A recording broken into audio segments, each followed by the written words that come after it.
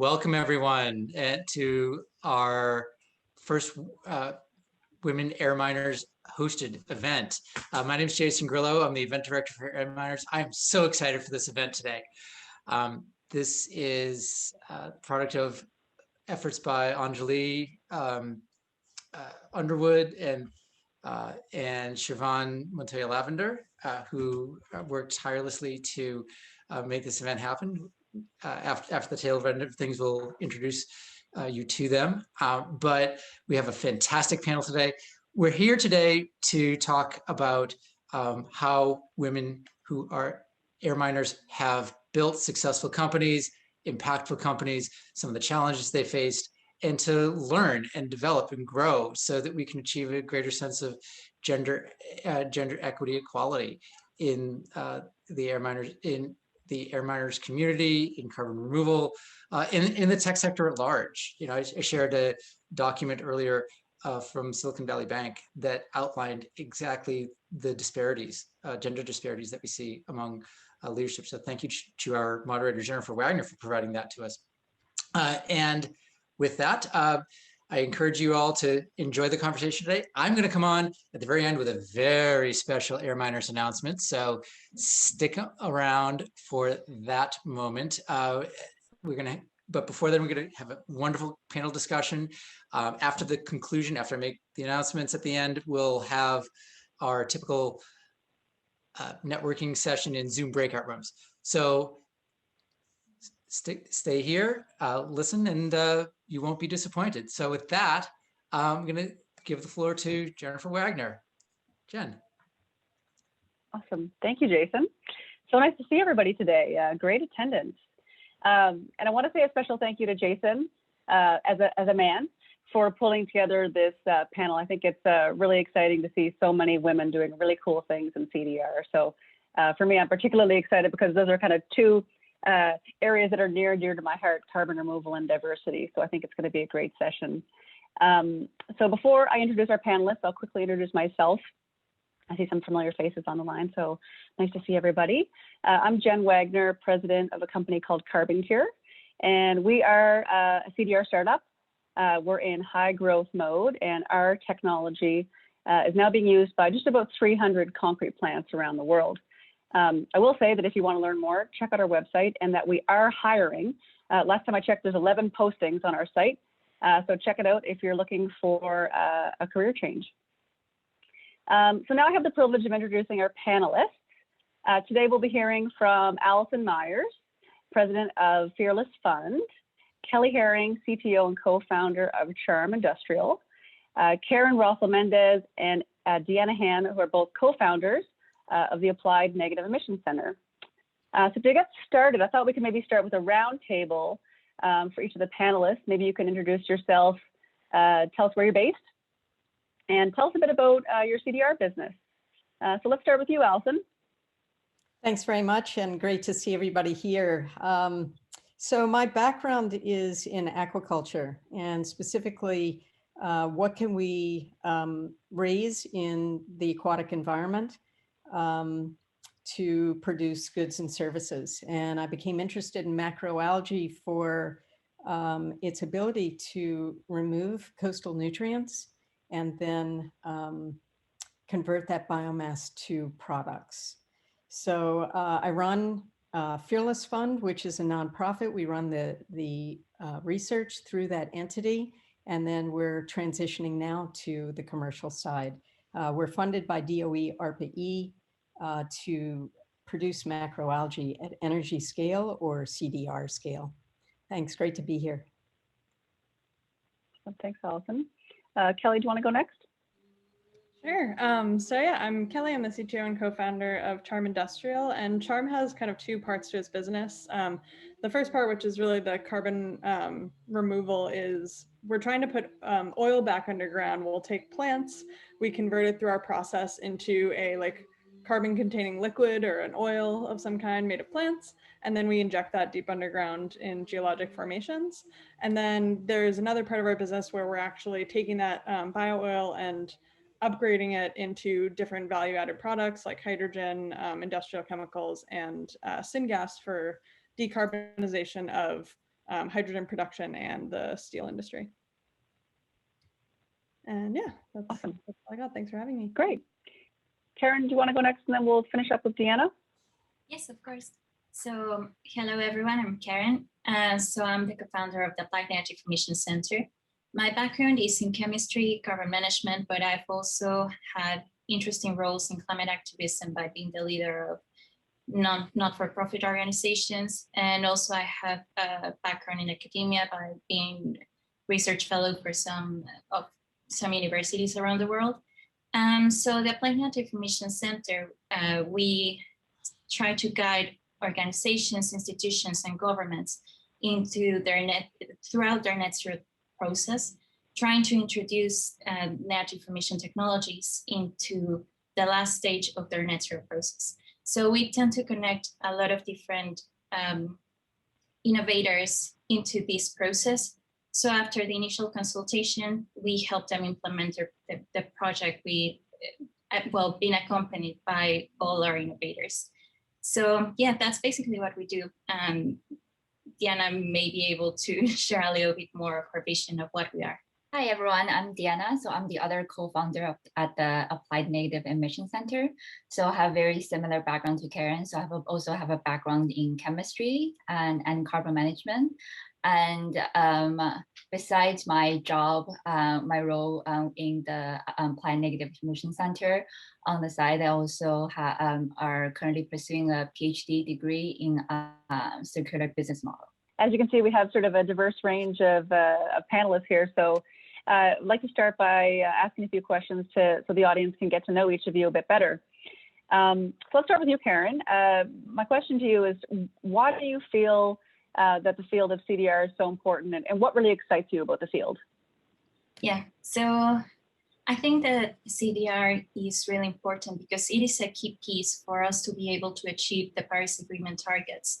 I think that without that, most of the people would agree that it will be pretty much impossible to do so. And we know that limiting the increase of the temperature well below 2 degrees Celsius is our minimum ambition. So I think that is something that I understand as the main importance of CDR, because it is something that will allow us and other species to be alive for a longer time if we are expecting to, so as a human race. And I think that one of the things that for me it's really exciting about the CDR field is how it allows the creativity to actually take the lead in this field. I think that all of the ideas that even all the other panelists have in here within their businesses are so creative and so interesting. And I think that another part of it that excites me is how fast-paced it is. I think that the change and the drive is so ever increasing. And I think that is something also really exciting to be part of. And also, well, lastly, I think that it relates to the first thing that I mentioned, that is how much of an impact this field will actually have in the present and for the future generations. So yeah, I think that would be it. Allison, would love to hear about your sort of your launch into the space of CDR, what your kind of careers look like, and what drew you to the space. Thanks for the question. So originally I was working on another problem, which is how to use macroalgae farming to reduce dead zones. So to pick up the nutrients in coastal waters from fertilizers and runoff. And then the Department of Energy, ARPA-E, came out with a just phenomenal question, which is, can you macroalgae people figure out how to farm macroalgae at energy scale? And so, that kind of blew my mind. And then I was like, oh, how fun. So then we started to think about how to do that. I was already working with aquaculture equipment. So one of the first things I wanted to do was eliminate that equipment and start looking at the natural system for all the benefits that it could offer us. So one was a floating alga, which was great. Most algae are rooted. that would allow us to eliminate aquaculture gear. And then, it's just, if you're going to work in oceans, you have to understand the system. So what are the currents like? What are the nutrient loads in different areas? And it's really like a puzzle, and it's just fun work trying to put those pieces together and ride the back, so to speak, of nature to help us fix this, not fix, but maybe reduce this problem that we've made. So it's just really fun work. I recommend it to everybody. Like, go have your ideas and observe what goes on in nature and figure out how to work with the systems. I love that. It's a sort of a great referral when you say macroalgae is fun. I'm not sure I've heard that a lot, but I can hear the passion in your voice. So that's great. So Deanna, let's turn to you.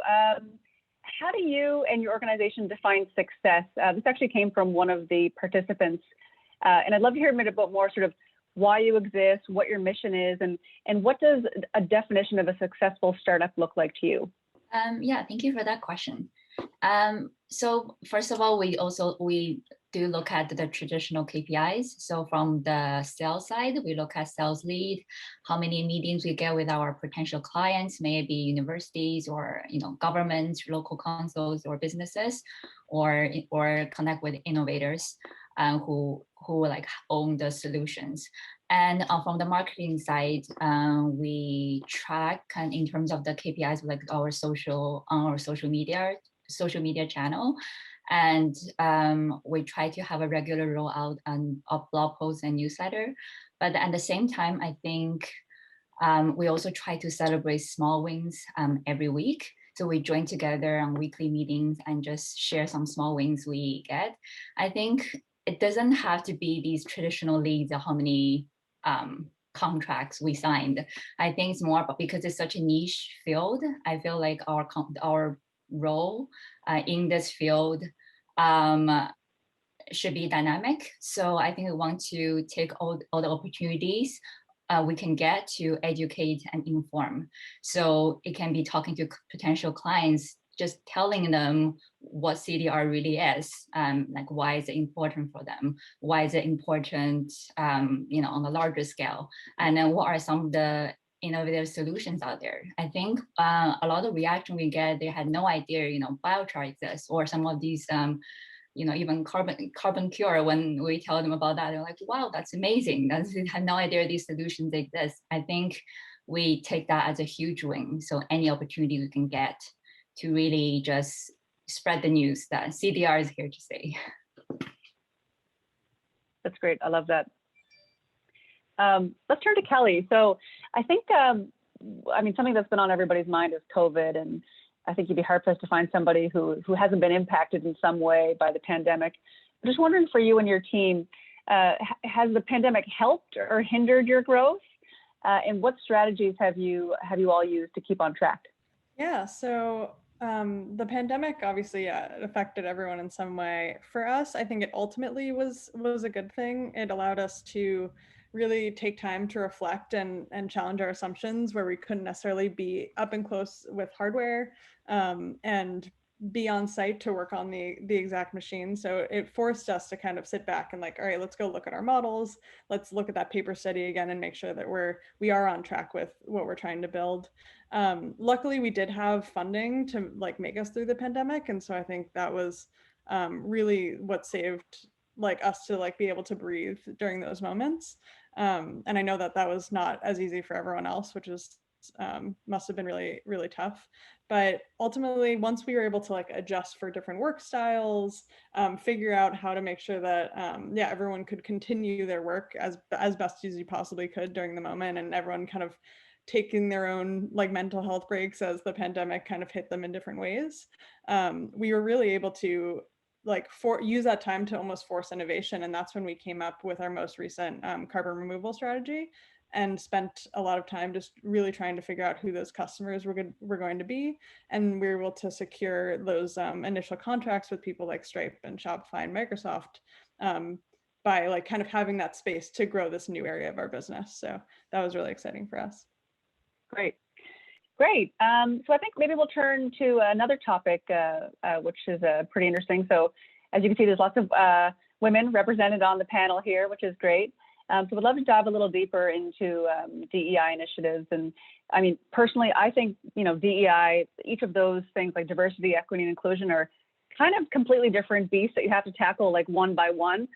You can have a diverse team, but it not be equitable or inclusive. And you so really have to address each individually. And so I'd like to hear some perspectives from each of the panelists, maybe starting with Deanna. Why do you think it's important to have more women represented in CDR? And are there specific challenges that you think women face? And if so, how should they be overcome? Yeah, I think it's very important to demonstrate that there's different approaches when it comes to having a career in CDR or in sustainability. So it doesn't have to be, STEM or like technology based. It can be, marketing, sustainability, or even sales. So and also, of course, it's important to have these more like engineers or STEM and also leadership positions for like women should like take that role. I think that's the same for CDR space and also for all the other sectors as well. And then in terms of the challenges we've encountered, so right now the Applied Negative Emission Center, we are an entire female team. So I think what we encounter when we talk to clients, it's fine that we found that there's an equal power dynamic. So as a kind of the co-founder, when we talk to clients, most of our clients, they're men. So the head of sustainability at universities or local councils, city councils, those people who work on the carbon management plan, they know about the net zero decarbonization plan. They can develop the decarbonization strategy. All of them are men. So I think in terms of, and so we've encountered some small challenge, like, it's kind of maybe perhaps they don't take our opinion as, or they don't really trust our capability, our skills. And I think it's especially, I felt that it's especially the case considering Karen and I are both women and also minority. So I think that's like a huge issue. And again, so I think events like this is a great example of how in the long run we can tackle these challenges. And then basically, and also for CDR startups to have, mentorship or internship program to train more women to have and to acquire that skill sets in CDR and have that career in sustainability. So I think that these can be the solution to move forward. That's great. Yeah, it's almost like there's a different set of challenges sort of when you're later stage in your career or mid-career versus just starting out if you're like in high school, That actually brings me to my next question, which is for Karen. So I believe you're a chemist by training, and I am as well. It can be challenging to be a woman in STEM. And what do you think are some specific challenges that you've encountered as a founder in the space of CDR? And what do you think we can do to bring more women into the field? Yeah, so I think that a lot of my answers have to do with what Diana just mentioned. I think that sometimes when you are a woman in STEM, independently if you're a founder or not of a CDR startup, I think that sometimes it is difficult for some people to actually validate your knowledge and actually accept what you're saying as equal truth as if another man would have been saying it. For example, I remember there was one time where I was working in research. I was doing atmospheric modeling regarding black carbon and radiative forcing. And there was some parts of the coding that were actually quite not as easy for some other people. And when my team that was compounded just made up of women presented those results to the director of the institute, he was like really not buying that we were able to do it. He was like, no, that cannot be true. And I think, well, he was from an older generation where like women were not actually having too much, women were just starting to pave down this road for others to follow into all these STEM careers. But yeah, I think that is something that keeps happening, as Diana mentioned, when we're talking to head of sustainability of local authorities, or when we're talking to head of sustainability of universities. Sometimes there is like this power imbalance where your word sometimes is not as heard as some others. I think that when you're just thinking about the part of the founder in the CDR space, I think that the challenges are a little bit different, on the sense of, I think that most of the people in here must have encountered these type of challenges where there is issues about carbon literacy. So sometimes you're trying to explain to other people what you're doing and they don't really understand what you're doing. And I think it has to do with the fact that there is still a need for some standardized type of terms that will allow people from other from other fields to actually be able to communicate with the CDR community. So I think that was some of the main challenges that we were encountering when we first started trying to portray the value of what we were doing, while they were not really understanding what we were doing, because they were not there yet on their journey of net zero. And I think that what we can to bring more women is similar to what Diana said, just like open these spaces. And I think that having this conversation with more women will show them that it is possible, that there is a way for them to actually be leaders in this type of field. And yeah, I think that is my answer. Great, that's great. Kelly, I know you've been fairly successful in building a diverse and inclusive team. And I was wondering if you could share a little bit about your journey with us and how you recruit more people in the field with more diverse backgrounds. Yeah, so I should say that our journey is just beginning on trying to make a diverse and equitable team. But I think we decided to really make a commitment early on, because the team right around the start of COVID was about 6 people. We decided not to hire during COVID because of just the uncertainties of who would be in our like small bubble and so on and so forth. But once we knew that like we were kind of seeing that light of the end of the tunnel and we wanted to start hiring again, we were like having, I want to say like 5 or 6 openings, and we were like, okay, we have to do this right now, because we could already see within our 6 people, we had some diversity, but we wanted more. And then right now, at this point, after we've hired a few people, we're now at equal gender representation, which has been exciting for us. But we have ways to do better in terms of race and other areas as well. And so what I found has worked for us, besides kind of trying to find all of the diverse job boards, is actually just putting in the time to really grow our networks and reach out to people and find opportunities to just get on the phone with some people that are in different fields adjacent to us, who have diverse backgrounds. And as we like kind of get to know them, maybe they're not necessarily looking for a job, but they might know some people who do. And as you grow those networks, it allows for it to, to find more of those people. I would also say that the hiring process itself was, we tried to lay a groundwork to make sure that even as we got more diverse candidates into the pipeline, that they weren't being filtered out too early. And part of that was making sure that all of our questions, we were objectively, as objective as possible, like we try to reduce bias, but objectively evaluating the candidates, and also bringing up those inclusion skills on an equal playing field to technical skills. We knew that our company was going to grow to like 12 people. A lot of those people hopefully will grow within the organization. And if they're going to become leaders, we want to find diverse leaders. And we also want to make sure that they have those inclusion skills before they join the company. So. Great. Yeah, it sounds like, Allison, you may be at a different point in your sort of journey to achieve gender diversity. It sounds like you have mostly male scientists in your team.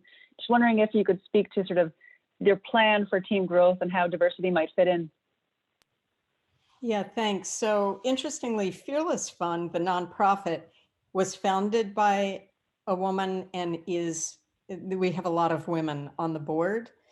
My technical team is almost all male, and this is very embarrassing to me. They're great in their fields, and I hired them because of their deep expertise. But, it's a little disheartening, right? To be a woman in charge of the team and not have, a good amount of women on your team. So it's an effort. The best that I could come up with at this moment, because we're under government funding, is to try to bring in younger people into the field that can learn from the people with deep expertise. And we're also transitioning from kind of academia and, modeling and analysis to commercial, going out to sea. And the one thing that I found, we just got back from going to sea, was that the populations on a vessel are all sorts of races, classes, everything, genders.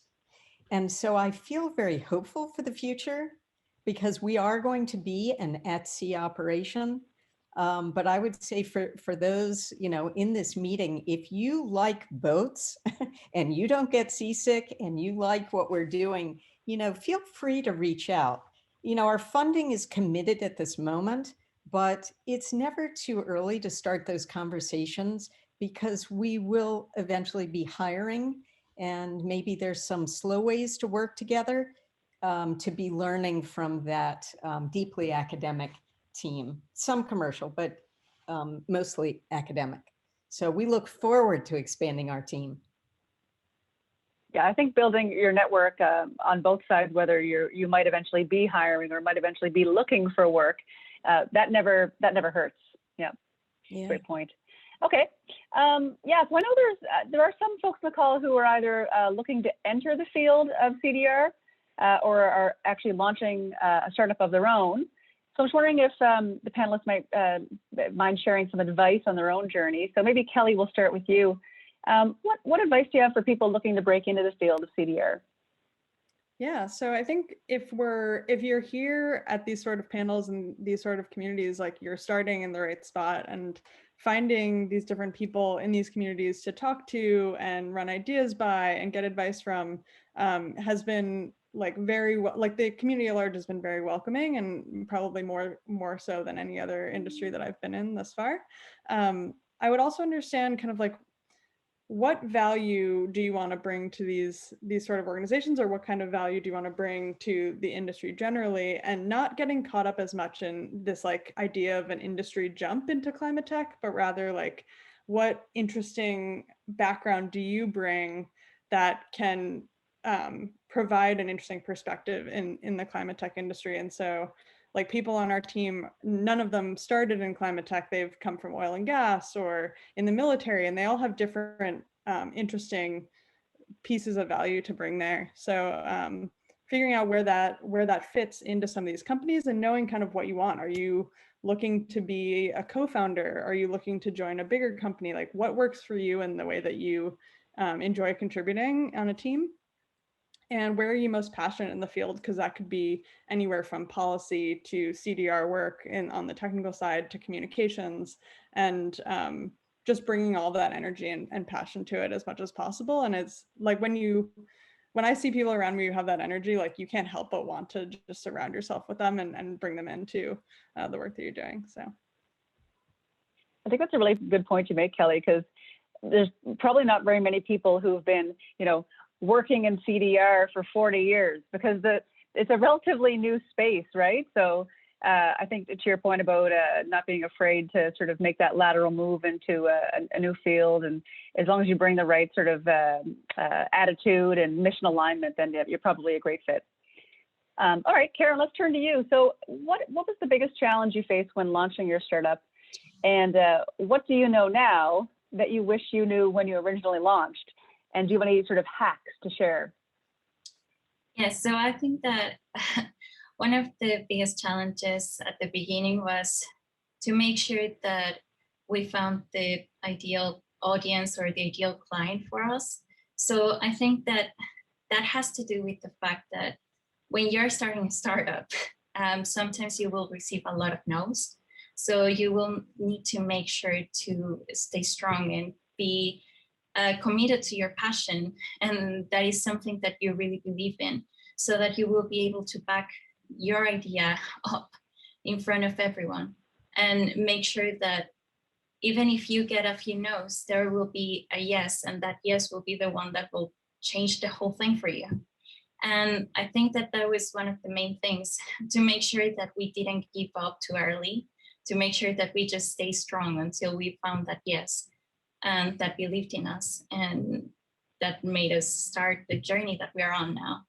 I think that one of the things that I wish I knew when I first launched is the importance of the internal procedures. I think that one of the things that makes things really easy for a company to be as strong as it should be is the internal systems, so that even if there is other people that are really interested in creating their own version of your idea, there are some things that make you so strong, and you have such internal systems that it's like, well, you can try, but I think that I have my own version of it, and it's good enough. And I think that one of the hacks that I would share, which I think that it's quite obvious, I guess, it's just try to follow your passion, because if you don't really have a passion for it, it's going to be really hard, and it's really going to be really hard for you to sell your vision to the rest of the world, for the rest of the world to see. So yeah, I think I would leave it there. I love that passion. That's great. Let's talk a bit about mentorship. I know I've benefited from having several mentors over my career, and I find them incredibly valuable to lean on when needed. And I'm just wondering, Allison, have you had experience either as a mentor or a mentee, and what was that like for you? I think it's important for us to bring on interns and to bring on younger people, because at some point, first of all, if age is a diversity too, right? So younger people are going to have a different, they have a different background, and they need to be brought into the field so that we're all teaching one another, right? So I think interns are great. They're also really good at social media. And I really stink at that. So I'm really happy to have those folks on. But I find that I learn from people all the time. Like, I'm learning from you guys right now, and I'm delighted to hear from you, even though we're all talking about CDR, but it's, in different ways.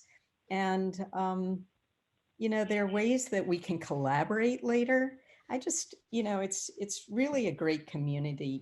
Thanks, to Jason and his team for, opening up this community. So there's all sorts of mentorship going on. And I think we just pile in and hash out the ideas and, go forward with those that come to the top.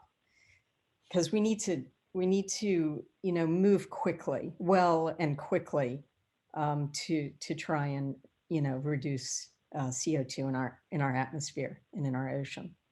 So. Yeah, totally agree. Thank you. Okay, let's talk a bit about sort of recruiting and culture. Maybe Deanna, if you want to take this one. As you're kind of, my kids are home. Hello.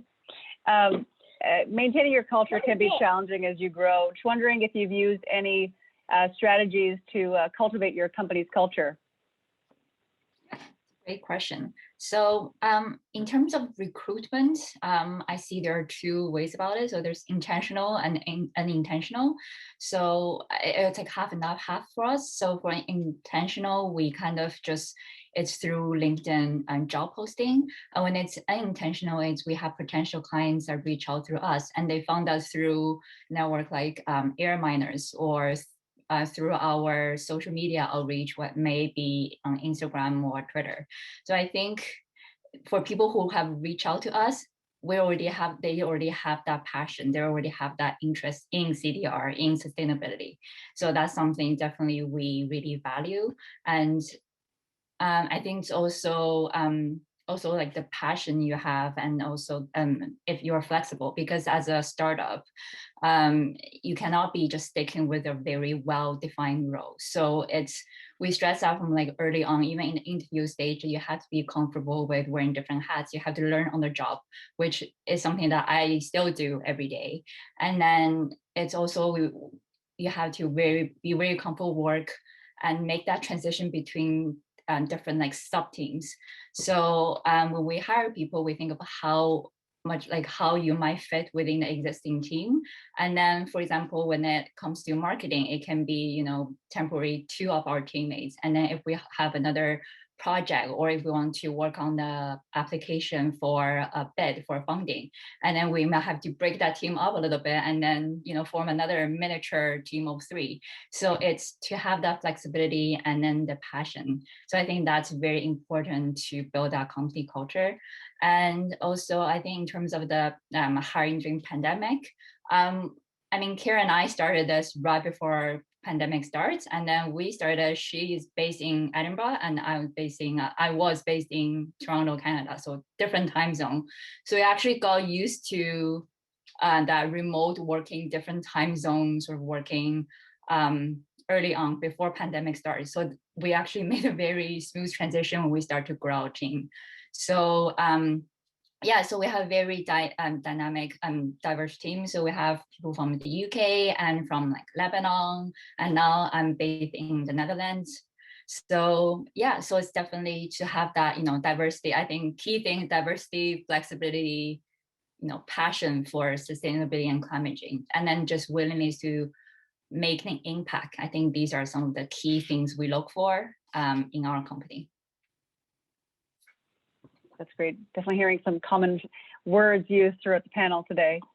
Okay, so let's switch gears and kind of do a bit of a lightning round here. I'm wondering if each of you could I have 3 questions here. Maybe you could pick at least 2. Best podcast or book recommendation, who you're inspired by, and a quick yes, no, are you hiring? So maybe Kelly, we'll start with you. Ooh, okay. Podcast. Maybe I like How to Save a Planet. Maybe that's too easy for this crowd. I also like the book Leaders Eat Last by Simon Sinek. I am hiring. Couple different, we have some intern roles and a software role, and we have kind of an open role for anyone who wants to like insert their own job title and tell us why we need them. Oh, I love that. That's cool. Great. Karen, you want to go next? Yeah. So I think I'm inspired by Marie Curie, and we're looking for interns. Great, short and sweet. How about Deanna, over to you. Great. So in terms of podcast, this is a bit of a self-promotion. Karen and I will be featuring a podcast called the Understory Podcast. So that's a podcast that kind of features different sustainable innovation. So it can be, circular economy, or it can be in the CDR space as well. And of course, podcasts from Nori. And in terms of who inspired, well, as a Canadian, today is David Suzuki's birthday. So so I think he's definitely one of like the leader and someone I look up to. Cool. And how about you, Allison? Well, a book that I'm reading right now, To Follow the Water. I don't know if you guys can see it. It's a page turner. If you like oceans or interested in the systems, phenomenal book. Who am I inspired by? So you guys right here. But, certainly all the early environmentalists that really understood what was going on. Rachel Carson, speaking of a woman who was constantly getting no, but she just went forward and discovered something very important. And hiring, we may have a position coming up for, kind of a project manager. It's not open at this moment, but I'm happy to receive resumes to my email. And then interns, I'm really happy to include people as interns. I realize that it's not pay, but it's a great way for us to work together a little bit in a very narrow way and just get our feet wet. And then, you know, things open up. Cool. Yep, great point. So now I think we have a couple minutes for some audience questions. So this one came up beforehand, and I'm glad someone brought it up again. So does anybody want to take this one? It's about how can men best support women in CDR? Does anybody have any thoughts on that? Sort of male allies, what role do they play? Alison, yeah, go ahead. Yeah, I don't know about y'all, but in some ways I ignore gender, and we just need people to hop in that want to work on the idea or the process. And, you know, it's fine. Men, women, you know, whatever. Happy to have you.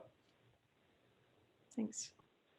I can add a little bit to that too. I think the hiring process that we did at Charm, like the men really just supported and dug in and tried to learn and read up on why, like how we can create an inclusive hiring process, and their support and their like contributions to it were hugely beneficial, and they're just buy-in on making sure that we did the right thing there and spent the time into it was extremely helpful. Yeah, I think just at least what we've done at Carbon Cure is providing the opportunity for folks to learn, to be more aware of some of these issues, because maybe you don't think of it, and then all of a sudden you read an article and you're like, oh, well, maybe I do that sometimes. Maybe I do fall into that trap. And then just making space to learn and to grow and support women. So that's at least what we've done internally. Are any of you VC funded? There's a specific question here about venture capitalists. No? Sorry, I am VC funded, yes. Okay. Do you want to just speak to, the question was around if CDR faces similar challenges to traditional VC with respect to a small percentage of funding going to women and BIPOC founders? Oh, I'm not sure of the stats there, to be honest. Our funding situation initially came from some angels, and then the climate community has been like extremely supportive in the like different climate focused VCs. And I haven't seen any sort of, I mean, discrimination would be like kind of an extreme term, but I haven't seen any sort of like issues with me being a female founder in that way. Though I don't know what other people's experiences have been.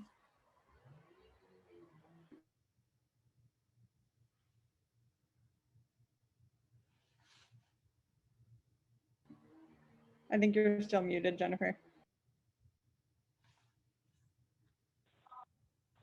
How about now? Yeah, okay. The question here I have is about sharing stories. And we're doing that now online here, but I'm just wondering if anyone has any great stories of female leaders, either in CDR or in other industries, where they've kind of blazed the trail for others to follow. Does anybody have any ideas on that one? I think there's the Dr. Ayanna Elizabeth Johnson, and I think it's Catherine Wilkinson, who wrote All We Can Save, which is like focused on climate feminism. I think that's definitely, like their work there is definitely opened up a conversation about women in the climate space and how diverse backgrounds can contribute. So I think that book is great if anyone hasn't read it. And I really, like, I follow everything those two do generally because I am inspired by it. Anybody else see any good stories they want to share? Success stories of women? I think the book Donut Economics by Kay Rayworth. Yeah, I think she's brilliant. I've been to several events where she's a speaker. And then now I think in terms of Donut Economics, they have set up different city labs. So they try to do different pilots in like Amsterdam, try to make Amsterdam circular. And I do think they also have some pilots initiatives in the States and Canada as well. Great. There's a couple of questions here which are sort of more business related. And one specifically here around policy. So can you touch upon how policy around CCUS would affect your companies and the industry in general? Does anybody want to take that one? Policy question? Yeah, I think that the fact that, well, at least in the UK, there has been an increased support from policy makers in the CCUS space. And I think that that is really important in the sense that it creates a framework for for our startup and for all other startups to actually be successful by implementing either funding or by implementing either political need for action. So I think that that is really important. And I think that it goes the other way around as well. If there is a country where CCUS or CDR in general is not really supported, it can actually be quite detrimental for the startup to survive. So, yeah.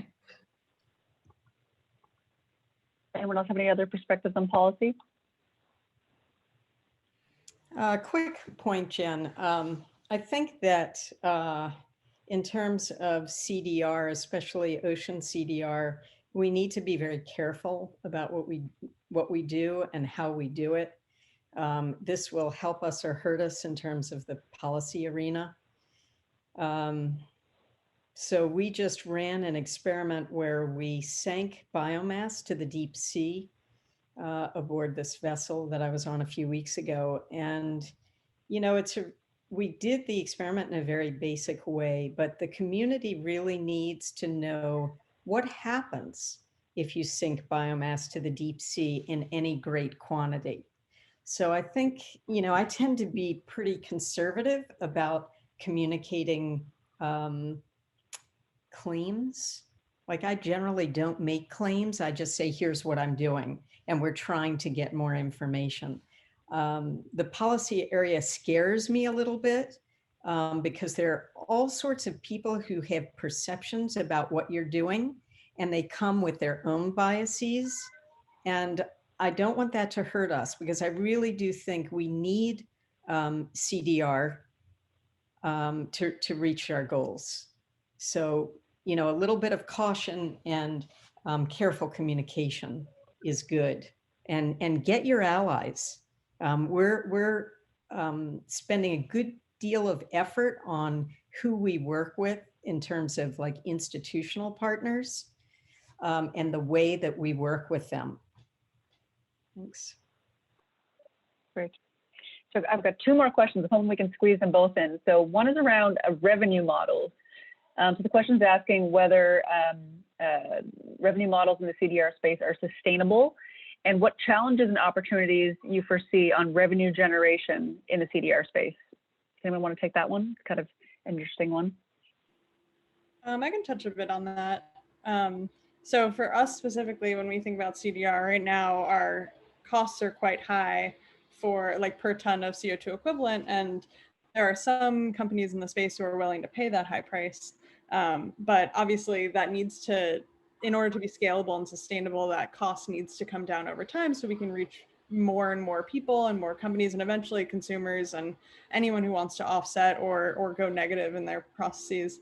And so I think what's tricky for us specifically, like we see this like generally sized market around voluntary removals, and then we see this like next market, which is to the policy question: how can we unlock things like LCFS or 45Q in the policy space, where liquid carbon sequestration can be recognized as a carbon like sequestration policy to get those credits and allow us to like use those subsidies to come down the cost curve as well and reach more people and then grow the business. And then from that point on, that's where like the second half of Charm's business comes in, where we're using the same bio-oil that we would put underground to make syngas for the steel industry. And that's like the real like final unlocking to get us down to those really low price points.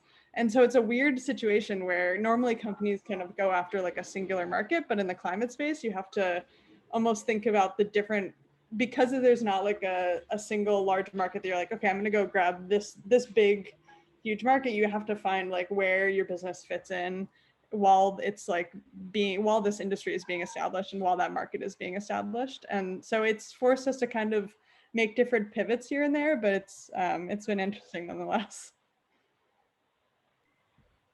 Great. Alison, Deanna, or Karen, any thoughts on sort of revenue models / revenue generation? Yeah, quick thoughts on that. So we think of this in terms of, we have this much biomass, and how do we get, if the cost per ton of the market doesn't really beat our production costs, then we think of parceling out the biomass into markets, higher value markets, where we can start to undercut the cost for the CO2 removal. We also think, we think a lot about this. I think that young companies in general are benefited by having diverse markets, or at least, thinking about diverse markets. So that would be my advice on that. But the general thing is, in order to help a young company survive, you must have clients. So first clients, as soon as you're able to, and then try to make your markets and your environmental goals sync to the extent that you can. But if you have to take the earning markets first, do it in order to scale your process, get more efficient, and then you can tend to the environmental markets. Great. So we have time for one more quick question. Maybe we'll try and do another lightning round. What areas / business models do you see as the most promising for new ventures in CDR? So we keep it to like a couple of words. Do you want to each tackle that one? So where's the next sort of hot spot in the space? Durable carbon goods. I like it. Anybody else now? CCUS. Great. Okay. Well, I think we're at 5 to the top of the hour here. So I guess we'll wrap up our panel portion and say a big thank you to all the panelists and to the attendees for listening. And I know Jason's been waiting with bated breath to make his announcement. So I'll hand it over to you, Jason. Hey, thank you, Jen. And thank you, Karen, Deanna, Allison, and Kelly for being such fantastic panelists. I want to just give a minute, Siobhan and Anjali, if you want to just make a quick introduction, because you've really been the driving force behind all of this. Feel free to unmute and just have a quick intro. Sure. Thank you everyone so much for coming, and love this panel discussion. Loved all the thoughts, and loved how many people showed up to hear about this stuff. So really appreciate you. We're going to try to have more events like this. The idea of the long-term goal of the Women AirMiners group is to kind of bring more women into CDR. So if you have friends, if you have colleagues that might be interested in this that are women, and really, we really want to create an intersectional group. And so recognizing that minority women have different challenges, and really recognizing, respecting that. So thank you all so much for coming, and we hope to see you next time. Great. Anjali? Yeah, I totally agree with everything she's just said. And if you want to engage, just a quick plug to the Slack channel. It's a good place to tap in, start the conversations. We might be doing some plug-in questions as well. So keep an eye out. Awesome. Thanks. So, the space has been growing quite a bit, and we want to know that we had some fantastic foundational aspects over the last 12 months or so, and now we're excited about taking carbon removal to the next level, to bringing our industry to even greater heights than we've already achieved, knowing that, again, this is the process of constantly refreshing, constantly renewing, constantly raising that bar. So with that in mind, we are having our second annual conference coming up. And for that, this is our webpage that's live now, conference.airminers.org/coming-soon. It will be on May 5th, 2021. Please save the date. This is when, you heard it here first, for those of you who are in the carbon removal news sector. So this is, again, we've got a fantastic group of speakers and a wonderful program that we are lining up. We've got to have to say, second year in a row, we have an amazing team of volunteers who are working tirelessly at making this the best experience that we can possibly manage for you, our audience. So, so May 5th, 2021, we'll let you know as soon as we open registration. Registration is not open yet, and let you know when speakers are announced. To do so, to get on that notification list, enter your email address down here, and we will let you know as new items drop. So there you have it. Thanks once more for coming. Thank you for your such incredible insights. Tito, feel free to share. And by the way, thank you too to Tito for giving us all space to operate here. Thank you, man. As usual, fantastic working with you. We have a post-conference survey that, Tito, can you share the link to that? Or post-event survey, I should say. Thank you. Every response gets read. We love to hear any and all feedback, good, bad, and different. We want to hear it so that we can make our time together as valuable as possible for all involved. So with that, we're going to have a new AirMiners orientation. If you are new to AirMiners, going to have that on April 1st. And